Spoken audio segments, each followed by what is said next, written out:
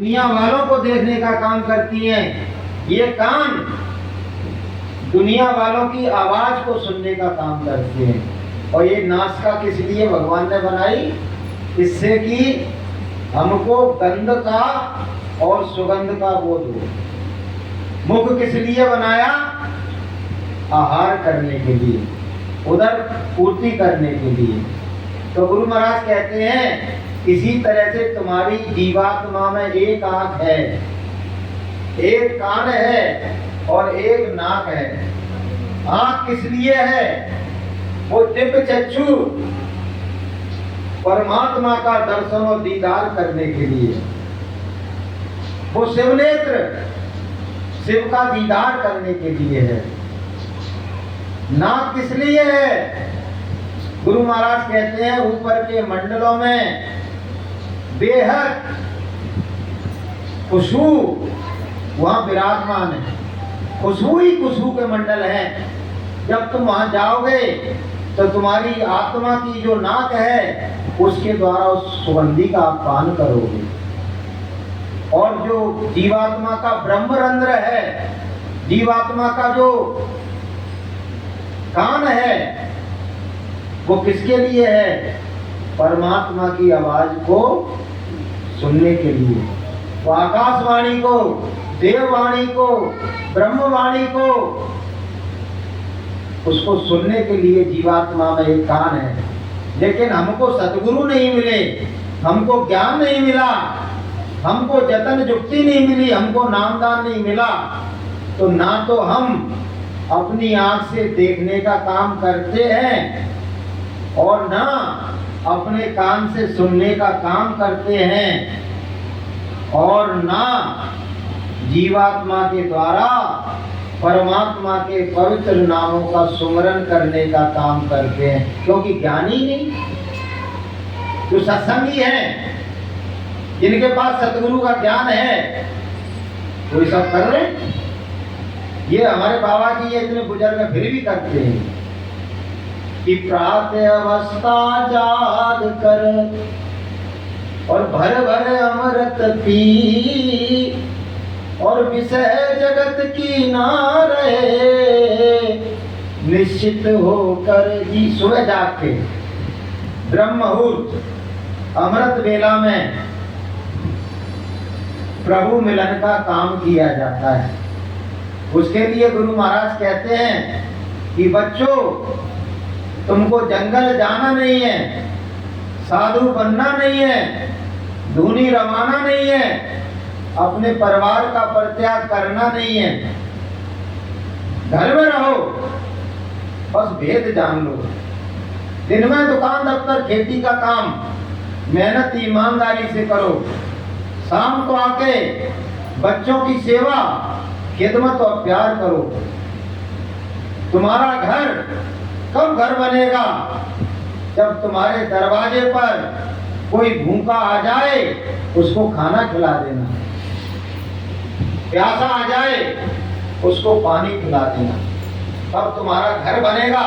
नहीं तो माफ करना, तुम्हारा घर गुरु महाराज कहते हैं शमशान जैसा है।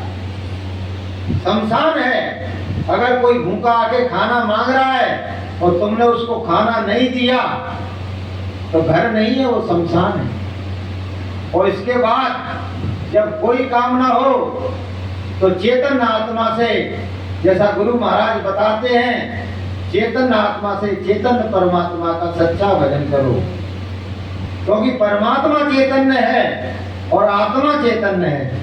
जब चैतन्य से चैतन्य का भजन करोगे तब वो चैतन्य मिलेगा। अभी हम क्या कर रहे हैं? अभी हम जड़ से जड़ की पूजा करते हैं अज्ञान में। ये शरीर जड़ है और सामने जो जिस रूप की पूजा कर रहे हैं वो भी जड़ है। जड़ से जड़ की पूजा कर रहे हैं तो क्या होने वाला है? जड़ से जड़ की पूजा करोगे तो जड़ता में ही चले जाओगे, और चेतन से चेतन की पूजा करोगे तो फिर चेतन परमात्मा मिलेगा।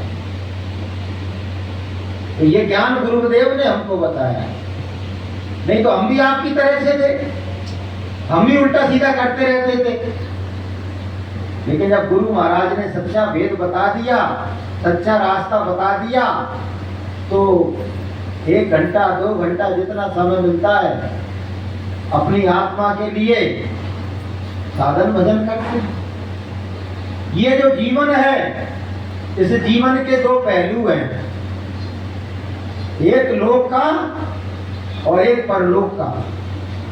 दुनिया में लोक को आबाद करने वाले तो बहुत मिल जाएंगे, लेकिन परलोक को आबाद करने वाले बिरले होते हैं। कि तारा सुत और लक्ष्मी पापियन के हुए और संत समागम हरि कथा गोस्वामी दुर्लभ हो। ये तो सबके घर में मिल जाएंगे। अभी वो एक बहुत बड़ी शादी हुई हिंदुस्तान में, मोबाइल भरे पड़े हैं उससे। एक बच्चे की शादी में एक उद्योगपति ने 50 अरब रुपए खत्म कर दिए। 50 अरब 5,000 करोड़ रुपए। तो इसकी कोई लिमिट नहीं है कि हम इस बात का घमंड करें कि हम पैसे वाले हैं, भाई तुमसे ज्यादा कोई दूसरा है, उससे ज्यादा कोई तीसरा है। इसमें कोई बड़ी बात नहीं। ये तो एक कलयुग है, इसमें तो जो जितना बुरे कर्म कर रहा है उस पर वो लक्ष्मी की है ना, उनकी सवारी उल्लू है, उल्लुओं पे आके बैठ जाती है वो है। वो तो पहले ही लिख दिया है कि रामचंद्र कह गए सिया से, ऐसा कलयुग आएगा और हंस चुनेगा दाना तिनका और कौवा मोती खाएगा। जो शराब बेच रहे हैं, जो कबाब बेच रहे हैं, जो अनाचार पापाचार कर रहे हैं, जो व्यभिचार कर रहे हैं, जो झूठ छल कपट की जिंदगी जी रहे हैं, जो बेईमानी धोखाधड़ी कर रहे हैं, उन पर लक्ष्मी कुर्बान हो रही है, मेहरबान हो रही। तो इसी बात का घमंड कर रहे हैं कि हम पर तो सब कुछ आ गए और ये भूखों मर रहे हैं। ये भगवान का नाम भजने वाले, इनके पास कुछ नहीं है। ऐसा नहीं होता है। 2 भाई थे, एक सत्संग में आता था, जिस समय वो सत्संग में जाता था उसी समय दूसरा भाई कलारी पर जाता था पौवा पीने के लिए।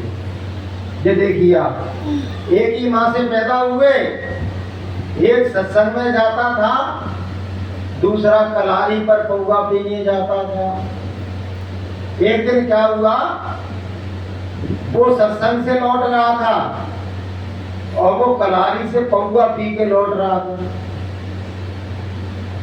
अब बेचारे उसको बाथरूम लगी तो एक जगह बैठ गया। अब वो जैसे ही बैठा, थोड़ा अंधेरा था, तो इतनी बड़ी कील और उसके घुस गई। कौन के?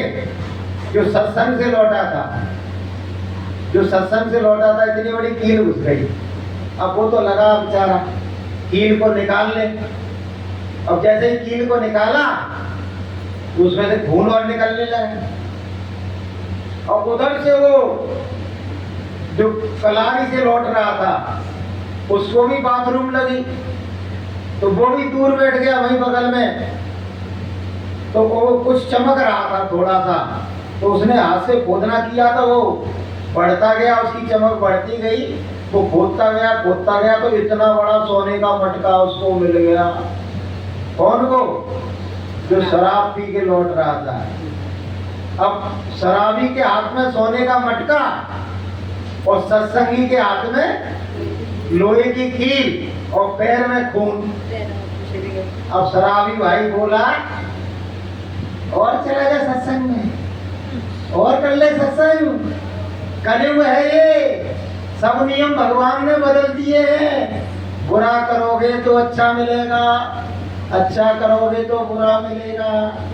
कल से सत्संग में नहीं जाना, चलना मेरे संग कलारी पर, तुझको भी एक मटका मिल जाएगा। अब हकीकत में उसका मन थोड़ा सा खराब हो गया। यार मैं तो भगवान के सत्संग से नाम से लौट रहा था, भगवान की चर्चा सुन के लौट रहा था, और ये पौवा पी के लौटा है। भगवान ने इसको सोने का गढ़ा दिया और मुझे क्या दिया?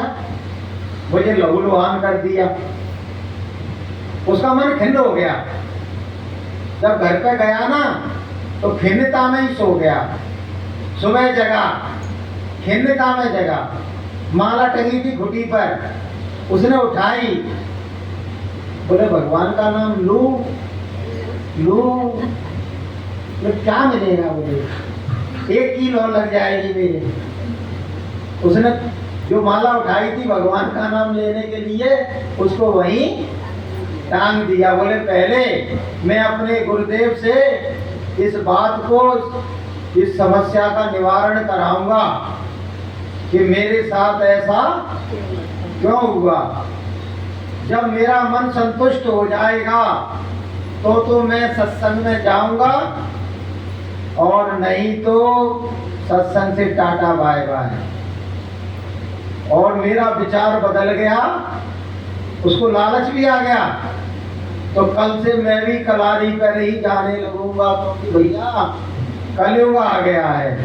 उसके मन में ये बात आ गई ना कि कलयुग आ गया है, बुरा करोगे तो अच्छा मिलेगा, और अच्छा करोगे तो बुरा मिलेगा। और शाम को वो जब गया तो उसने, गुरुदेव सत्संग कर रहे थे, तो उसने सत्संग भी ठीक से नहीं सुना। बोले इन बातों में कोई दम नहीं है, कहते कुछ हैं और जीवन में होता कुछ है। बात करते हैं भगवान से मिलाने की और मिलते हैं कांटे, मिलते हैं जीवन में कांटे। उसने सत्संग भी नहीं सुना। जब सत्संग खत्म हुआ था, गुरुदेव को तो अंतर्यामी थे, सब मालूम था कि आज इसका मन बड़ा खिन्न हो चुका है, इसको सही उत्तर नहीं दिया गया तो एक मेरा शिष्य यहाँ से विदा हो जाएगा। अब वो उसने, गुरुदेव ने उनको खुद ही बुलाया कि बेटा इधर आ, कि आज तू बड़ा मायूस नजर आ रहा है। आज तूने, मैं देख रहा था, जैसे हम यहाँ बैठते हैं ना, तो हमको वहां तक का एक भी आदमी कुछ कर रहा है, हमें सब दिखता रहता है। कोई बात करे, जमाई ले, कुछ भी करे, या कोई अच्छी तरह सुन रहा है, सब पर निगाह रहती है बोलने वाले की। तो बोले बेटा आज तू इतना उदास क्यों है, तेरा मन खिन्न क्यों है। बोले गुरुदेव बात ही कुछ ऐसी हो गई। बोले बेटा क्या हो गया।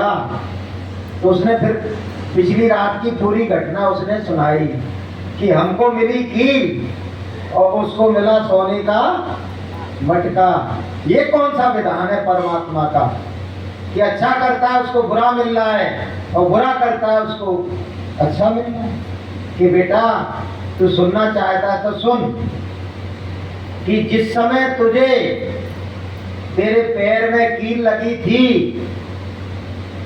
प्रारब्ध का कुछ ऐसा योग था, तेरे पिछले जन्मों का ऐसा पाप उदय हुआ था कि उस समय तुझे सूली पर लटकना था।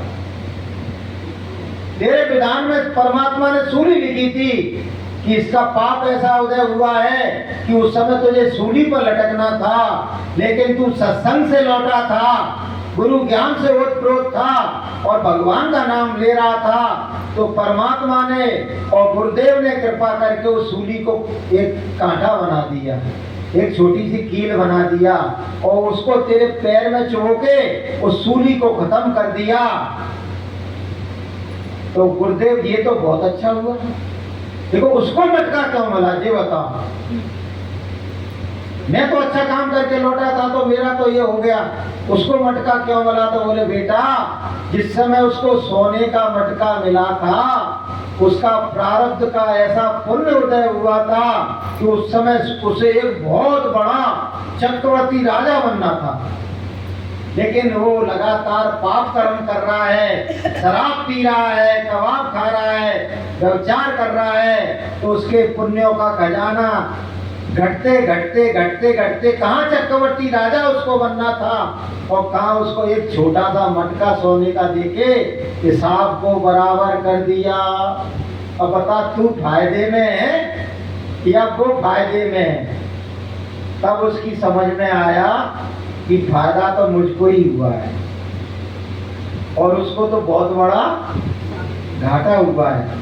तो बहनों भाइयों, होता है अक्सर सत्संगियों के साथ ऐसा होता है, कोई कष्ट आ गया, कोई परेशानी आ गई। क्यों आ गई? क्यों आ गई भाई? इसलिए आ गई कि सत्संगी का तो ये लगभग आखिरी जन्म है।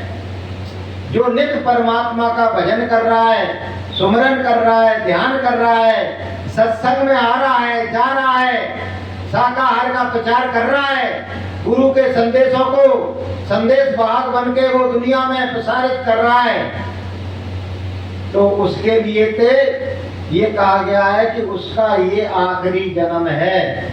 और उसके बाद गुरु महाराज उसको सीधा ले जाके उसके अमर पद में, सच्चे आनंद के धाम में, सच्चे परमात्मा के धाम में उसकी आत्मा को ले जाके हमेशा हमेशा के लिए उसको अमर लोक में वासा दिला देंगे। बोलिए प्रेम से जय गुरुदेव। लेकिन जो संसारी हैं, उनके लिए क्या है? उनके लिए तो नरक के द्वार खुले हैं। उनको तो सीधा नरक में भेजना है। तो यहाँ कष्ट भुगाने की क्या जरूरत है? कि जो मांस मछलिया खात हैं और सुरपान ते नर के जाएंगे, माता पिता समेत वो भी नरक में जाएंगे, उनके माँ बाप को भी नरक में जाना पड़ेगा। क्यों? क्योंकि माँ बाप की ये गलती है कि उन्होंने अपने बच्चे को अच्छे संस्कार क्यों नहीं दिए, अच्छी राह पर क्यों नहीं लाए। हमारे गुरु महाराज कहते हैं कि बच्चों, जब तुम माताएं बहनें सत्संग में आए तो अपने बच्चों को भी सत्संग में लाया करो, तो उनमें अच्छे संस्कार पड़ेंगे और जब वो बड़े हो जाएंगे तो वो भी सत्संगी बन जाएंगे। तो उनको सीधा नरक में जाना है और सत्संगी को सीधा सत्यलोक जाना है। तो बहनों भाइयों, नरक में जाना तो कोई नहीं चाहता। खोटे से खोटा कर्म कर रहा है ना। एक आदमी मुझसे क्या कह रहा कि मां साहब, तुम तो फालतू बातें करते रहते हो कि तुम पाप करते हो। बोले हम पाप नहीं कर रहे हैं, हम पुण्य कर रहे हैं। बोले मैंने कहा किस रूप में पुण्य कर रहे हो? बोले इनको मार के पहले तो इनका दुख खत्म कर रहे हैं।